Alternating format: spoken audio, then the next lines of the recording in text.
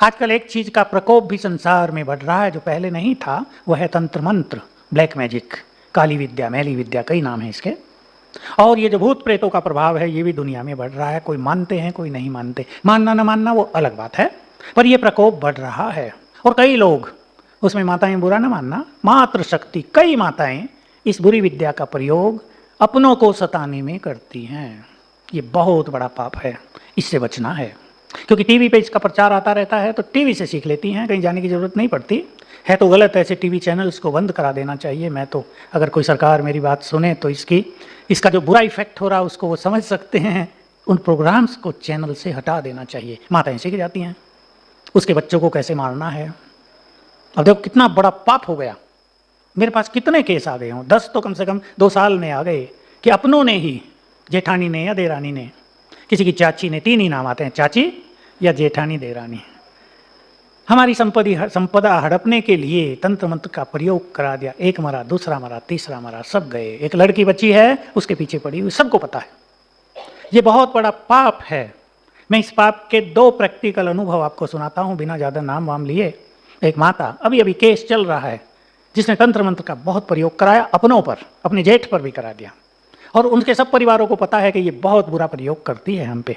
अभी कुछ दिन पहले उसे कैंसर हो गया, और 3-4 दिन पहले मैंने समाचार सुना उसके पैर और हाथ दोनों पैरालाइज हो गए हैं, जीभ भी गड़बड़ा गई है, वो बोल नहीं सकती। जिंदी है, बस जिंदी नहीं है, लेकिन सजाएं भोग रही है। कोई भी उसकी सेवा में नहीं आता।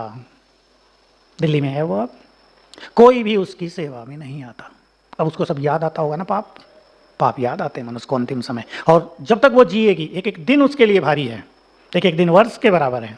दूसरी घटना ऐसी, जैसी मैंने सुनाई, जेठानी ने देरानी के बच्चों पर पहले उसके पति को मारा, फिर बच्चों को ख़त्म किया, संपदा सारी उसको मिल गई। लेकिन उसके 3 लड़के इतने नालायक निकले कि माँ बाप को घर से निकाल दिया, और सारी संपदा कुछ ही दिनों में बेच के सब खा पी के पूरा कर दिया। पाप की कमाई से अगर बच्चों की पालना होती है तो वो चरित्रवान नहीं होंगे। ये संसार का इटर्नल लॉ है, ये सभी समझ लें। इसलिए आप अपने बच्चों को सूखी रोटी खिलाओ, पुण्य की, चरित्रवान होंगे, वो महान बन जाएंगे। अभी अभी आप जानते हैं कितने गरीब घरों में पैदा हुए लोग बड़े बड़े पदों पर पहुंचे हैं।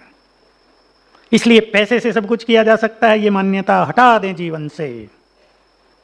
इसरो के जो चेयरमैन हैं, जिन्होंने चांद पर अभी सेकंड अभियान का संचालन किया था, साधारण घर से, भोले से, आपने देखा होगा उनका चित्र, फोटो, कैसे भोले से लगते हैं। कोई उनको देखकर कहेगा भी नहीं ये कोई सबसे बड़े वैज्ञानिक हैं भारत के।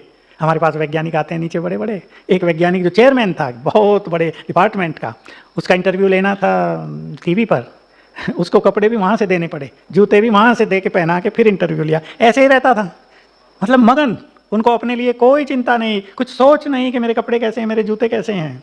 और स्पीकर बन के आया था नीचे हमारी कॉन्फ्रेंस में, 1 साल पहले की बात है। तो धन ही सब कुछ है, ये मान्यता बहुत पाप करा रही है लोगों से। इससे सभी बचेंगे। धन सब कुछ नहीं है। मन के सुंदर विचार बहुत बड़ा धन है, हमारे पुण्य कर्म बहुत बड़ा धन है, हमारी दुआएं बहुत बड़ा खजाना है या नहीं दुआएं?